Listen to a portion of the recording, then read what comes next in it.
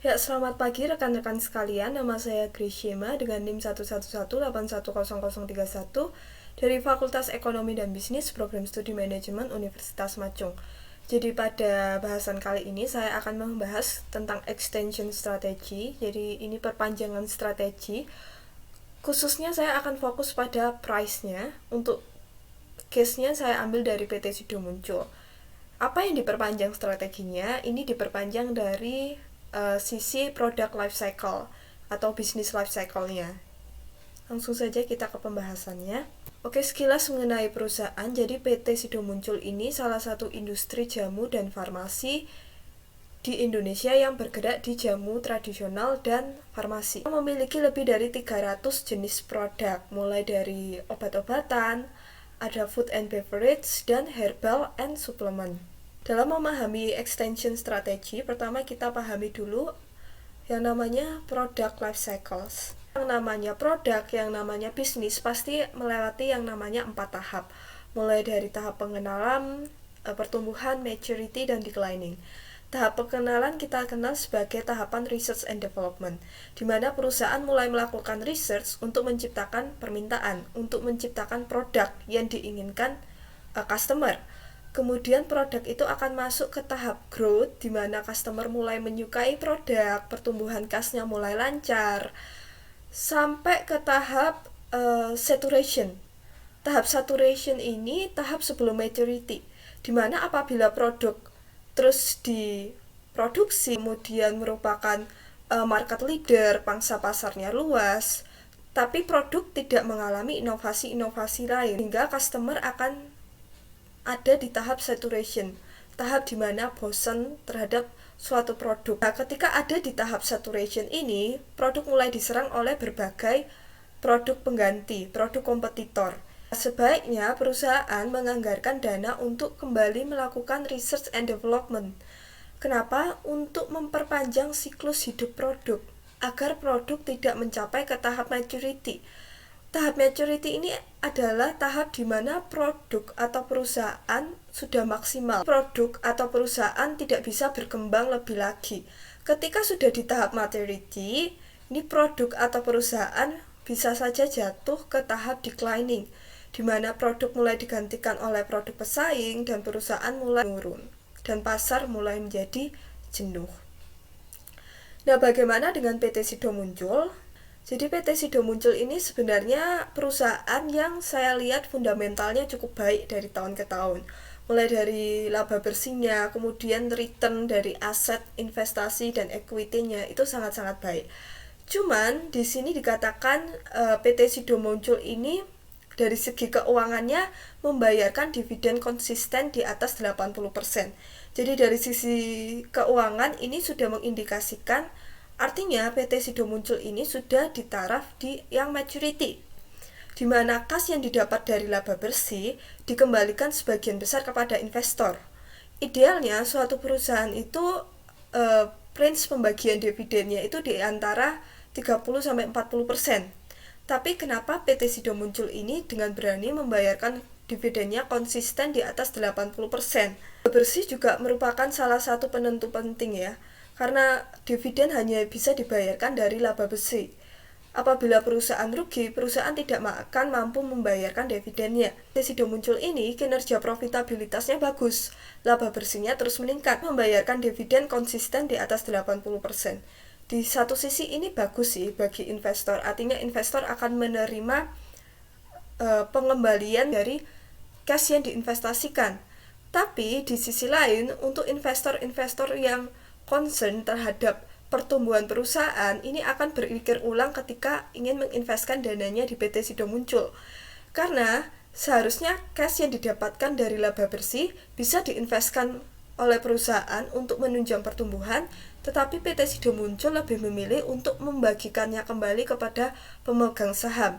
Jadi 80% cash penerimaan dari laba bersih akan dikembalikan lagi ke pemegang saham, yang mana yang seharusnya cash itu dapat diinvestasikan oleh perusahaan untuk menunjang pertumbuhannya. Dan dari segi pasar, produk dari Sido Muncul, terutama khususnya produk tolak angin, ini merupakan market leader di Indonesia.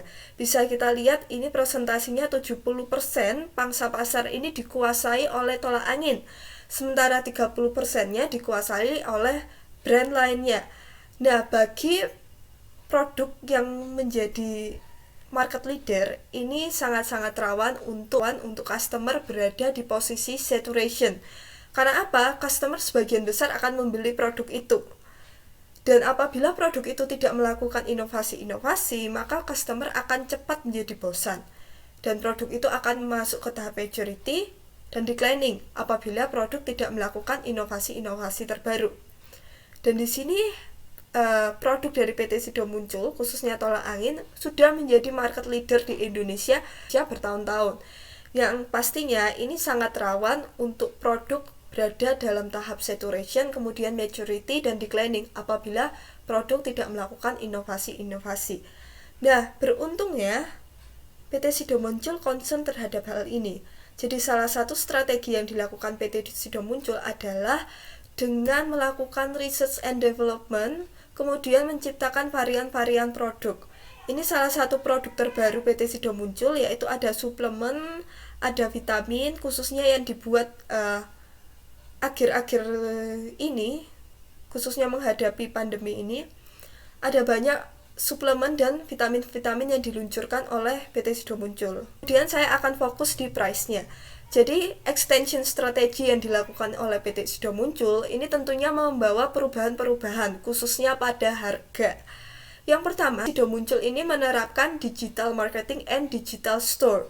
Jadi ini akan menciptakan yang namanya increase price transparency. Dengan adanya digital marketing, digital store, maka customer akan dapat mengakses secara langsung informasi-informasi mengenai produk, baik itu harganya. Nah, ini akan menimbulkan transparency price.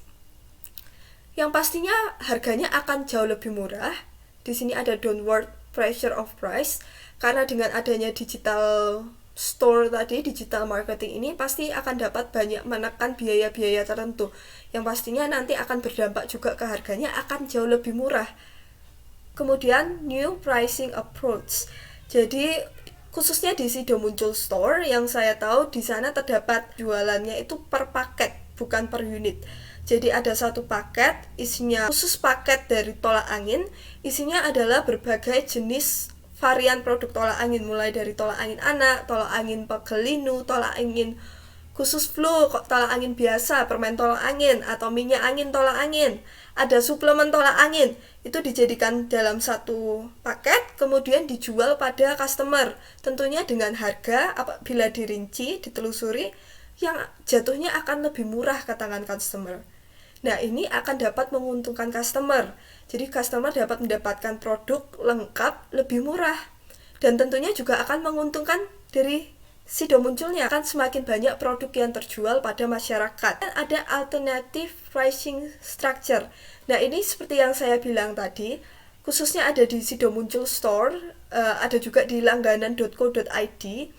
Ini dijualnya ini per paket, bukan per unit. Jadi ada paket-paket khusus yang dapat dijual pada consumer. Kemudian untuk pembayarannya juga dapat menggunakan uang elektronik, jadi tidak lagi menggunakan cash. Melalui hal itu akan tercipta kemudahan transaksi antar penjual dan pembeli. Kemudian optimize business process. Nah, ini sistem integrasi and reporting automation. Jadi ini transparansi ya untuk memonitor penjualannya, yang pastinya ini akan mengoptimalkan bisnis. Jadi extension strategi yang dilakukan oleh PT Sido Muncul yaitu menciptakan varian-varian produk, kemudian membuat digital marketing, ini akan sangat berdampak pada price-nya, yang nantinya akan menunjang pada increase price efficiency dan penjualan produk yang semakin banyak. Dan yang terakhir, menurut saya, apakah extension strategi yang dilakukan PT Sido Muncul ini akan sukses? Menurut saya pribadi, langkah yang diambil oleh PT Sido Muncul ini cukup agresif, melakukan research dan pengembangannya, kemudian dalam digitalisasi, dalam investasinya terhadap teknologi juga cukup agresif. Jadi dapat saya katakan, saya optimis bahwa PT Sido Muncul ini akan tetap menjadi market leader di Indonesia, khususnya untuk industri jamu dan obat-obatan. Sekian presentasi dari saya, terima kasih.